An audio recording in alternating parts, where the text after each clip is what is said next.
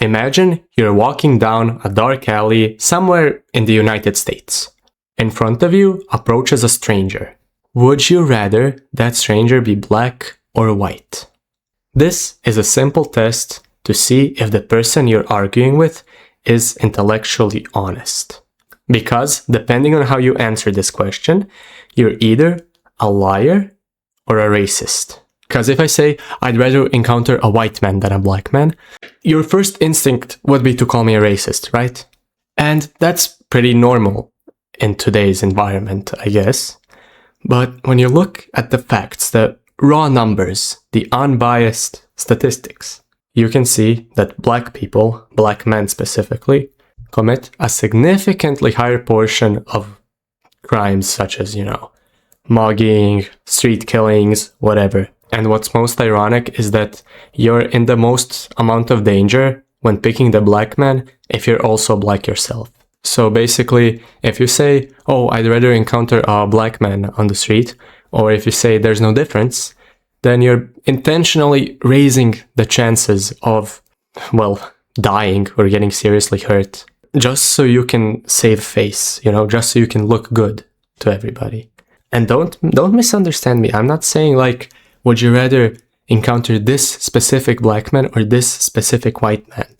You don't know what you're going to encounter. You're going to encounter a random one from the population that lives in the USA. So it's not like, oh, you're racist. It's not the same person that just has a different skin color.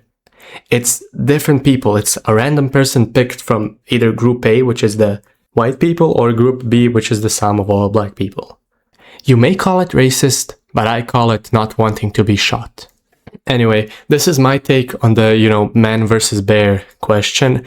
And do you remember that? When was that? A year ago? Maybe even more? And the mass delusion that came from that? Well, not delusion, I call it the hive mind effect, where basically you had to say you'd rather encounter a bear, otherwise a swarm of piranhas would come and attack you. These types of questions are also a really good way to get a general measure of the people's intelligence. Because even disregarding their answer, after explaining your process of deduction and how you came, or how I came to my answer, if they say something like, oh yeah, well, in total, white people commit more crimes than black people, which I'm not even sure is true, but that's a really great way to see if who you're dealing with has some sort of learning disability. Understanding per capita is one tier above the breakfast test. The breakfast test. How would you feel if you didn't eat breakfast today? If the person you're talking with can't imagine the hypothetical of them not eating breakfast today, then they're not worth talking to. That's a sign of extremely low, not intelligence, but just extremely low cognitive capabilities. This is one step above that, understanding the concept of per capita. It's you have two baskets in front of you. One has 9 healthy apples and 1 poisoned apple, and the other has 100 healthy apples and 5 poisoned ones. You have to pick one fruit from one of these baskets and eat it. From which basket would you pick?